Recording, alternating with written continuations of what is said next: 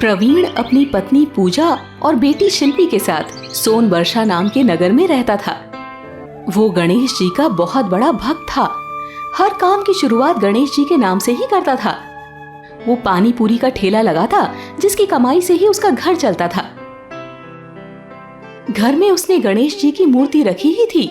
पानी पूरी के ठेले पर भी वो गणेश जी की मूर्ति रखता था और घर में पूजा करने के बाद ठेले पर भी पूजा करता और भगवान को पानी पूरी का ही भोग लगाता था। जय गणेश भगवान की। हे भगवान, मेरे ऊपर अपनी कृपा बनाए रखना। ये सब देखकर रामू उसका बहुत मजाक उड़ाता था। रामू भी वहीं पर पानी पूरी का ठेला लगाता था। रामू हंसते हुए कहता है, तुम्हारा दिमाग तो सही है प्रवीण। भगवान गणेश को भला कोई पानी पूरी का भोग लगाता है क्या?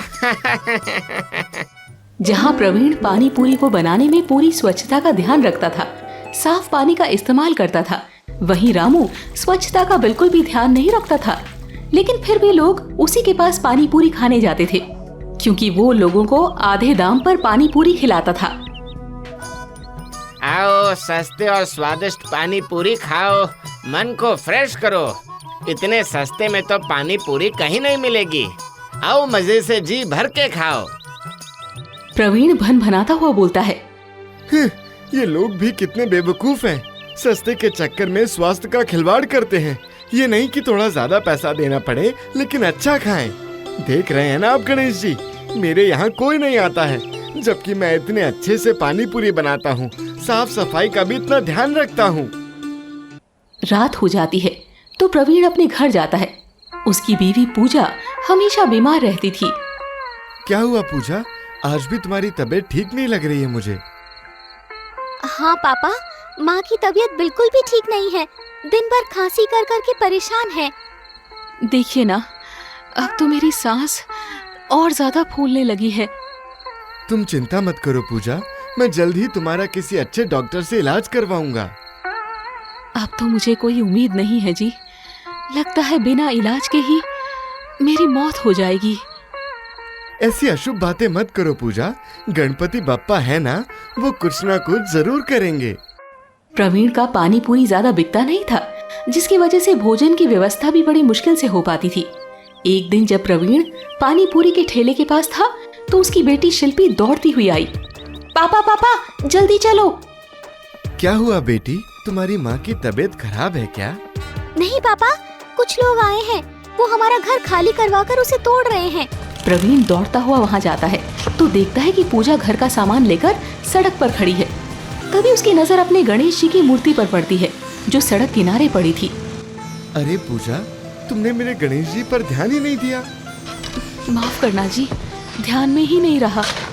ये लोग हमारा घर क्यों तोड़ रहे हैं? ये तो सरकार इस जमीन को खाली करवा रही है, जिसकी वजह से हमारे घर को तोड़ा जा रहा है। अब हम क्या करेंगे, कहाँ जाएंगे? एक तो पहले से ही खाने के लाले पड़े हैं, ऊपर से घर भी छिन गया।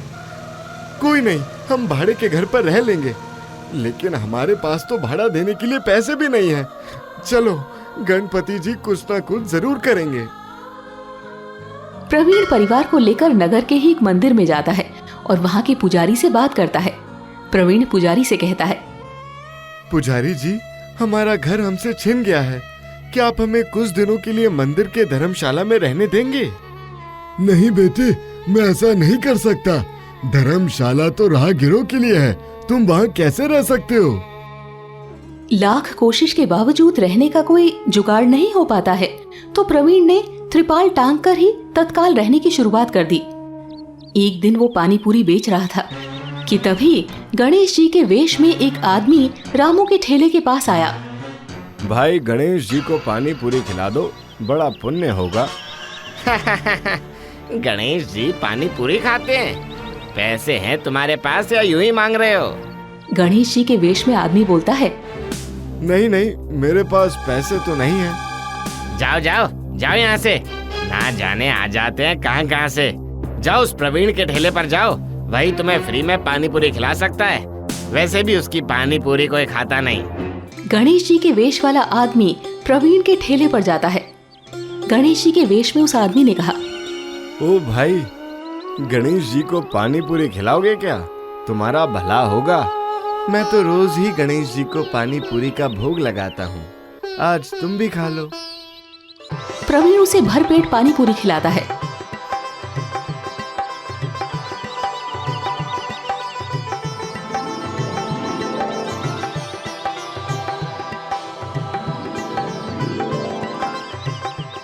बहुत स्वादिष्ट है तुम्हारी पानी पूरी।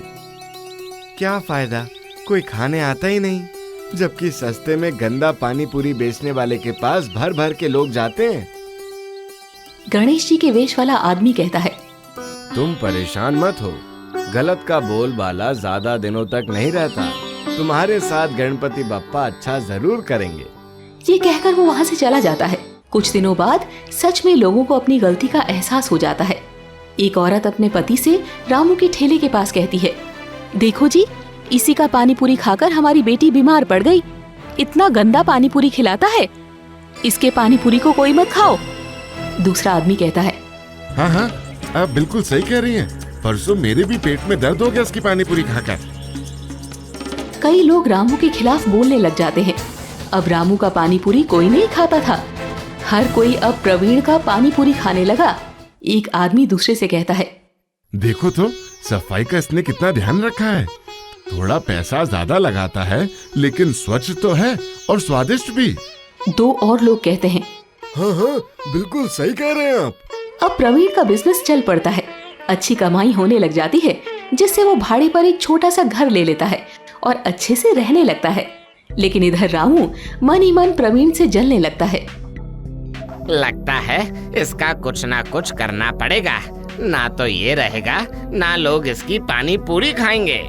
रामू दो गुंडों को पैसे देकर प्रवीण को मारने के लिए भेजता है।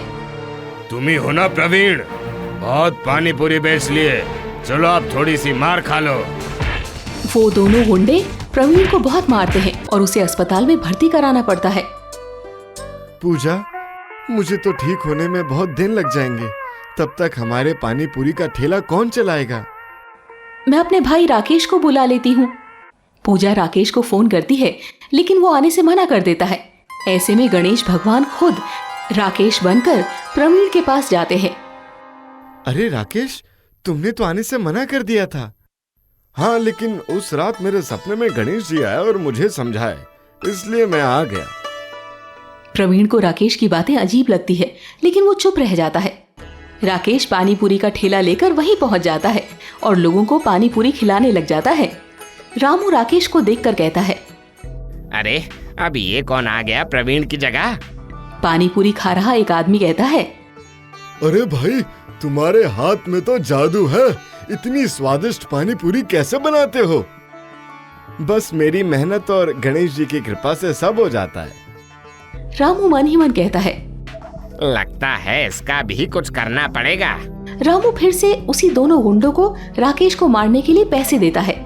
दूसरे दिन वो दोनों गुंडे राकेश को मारने के लिए पहुंच जाते हैं। एक गुंडा राकेश से कहता है, एक को तो मार के भगा दिया यहाँ से, अब तुम आ गए हो। अब आ ही गए हो तो तुम्हें भी उसी के पास पहुँचा देता हूँ। वो दोनों गुंडे जैसे ही राकेश को मारने लगते हैं, राकेश उसे ही मार बैठता है और खूब मारता है। भागो यहाँ से, नहीं तो ये हमारी जान ले लेगा, हम कहीं के नहीं रह जाएंगे। रामू ये सब देखकर हैरान रह जाता है। राकेश बड़े से पोटली में पैसे भर के प्रवीण के पास जाता है। राकेश प्रवीण से कहता है, ये लीजिए आपकी कमाई। इतने सारे पैसे? क्या मेरी पानी पूरी लोग इतना खा रहे हैं? अब आप इन पैसों से अच्छा सा घर खरीद सकते हैं, आपकी सारी परेशानी खत्म हो जाएगी। राकेश प्रवीण से बात कर ही रहा होता है कि वो देखता है कि बाहर पूजा का भाई राकेश आया है। प्रवीण राकेश बने गणेश जी से कहता है, अरे राकेश तो वहाँ है, तो तुम कौन हो? सच सच बताओ, तुम कौन हो? प्रवीण बहुत जिद करने लग जाता है। तब राकेश बने गणेश जी अपने असली रूप में आ जाते हैं। हे भगवान, आप मेरे गणेश भगवान, आपने मेरे लिए इतना कुछ किया। मेरा मन पहले से ही कह रहा था, लेकिन मैं आपको पहचान ही नहीं सका। कितना बड़ा मूर्ख हूँ मैं, मुझे क्षमा करें भगवान। गणेश जी ने कहा, अरे प्रवीण, ये तुम क्या कर रहे हो? तुम तो मेरे सच्चे भक्त हो और मैं अपने सच्चे भक्तों को कभी दुखी नहीं देख सकता। मेरे आशीर्वाद से अब तुम्हें किसी तरह की कोई परेशानी नहीं होगी। ये कहने के बाद गणेश जी वहाँ से अंतर्ध्यान हो गए। प्रवीण ने पूजा और बेटी शिल्पी को सारी बात बताई, जिसे जानकर वो दोनों भी हैरान हो गए। उनकी आंखों में खुशी के आंसू भर आए। अब प्रवीण ने गणेश जी की कृपा से एक अच्छा सा घर ले लिया और सुखी पूर्वक जीवन व्यतीत करने लगे।